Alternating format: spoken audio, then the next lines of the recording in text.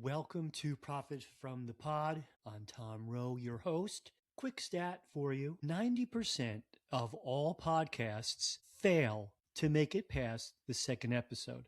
Well, here we are, episode number 3. I'm part of that 10%, which is nice. I got that going for me. I'm from the audio only conference call era. I was in the workforce way before Zoom came out.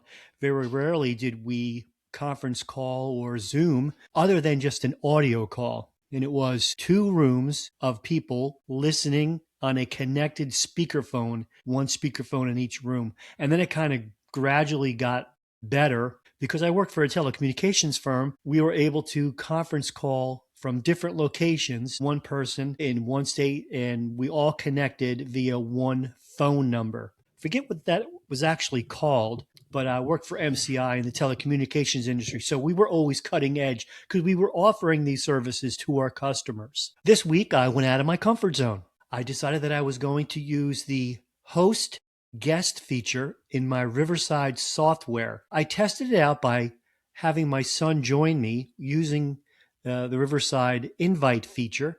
I just sent him a link. He was able to go through the link and pop up on my screen. Here is just a sample of how it went with my son the first time that I ever tried to use the conference guest feature. Okay, so now we're recording. I really like this microphone. I hear a little bit of a echo on your end. Is it because you have me on an external speaker as well? Speak.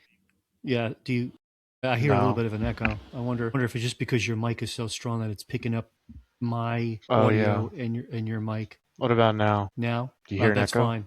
I see. And how do I sound? Do I sound like I need to lower that a bit or no? No, you sound perfect. I believe my side went well. I worked through a couple of bugs. I think what happened was I learned a lot from my mistakes. I wanted to see how it was going to be, not knowing what to expect, not knowing how good his audio and video was going to be. I had no idea. You're only as good as the weakest webcam or camera source and the weakest mic source, the input.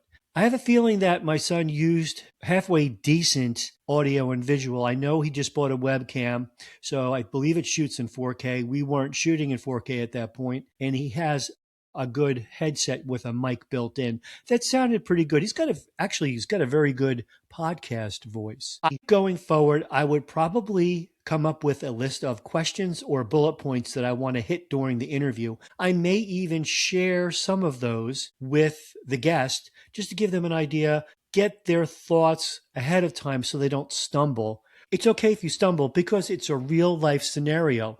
I'm not trying to doctor anything up other than cutting out some of the content that is terrible. And I have been making some content that is terrible, not used to talking all the time into the mic. So the audio levels kind of switched back and forth. So I may make a couple of different takes.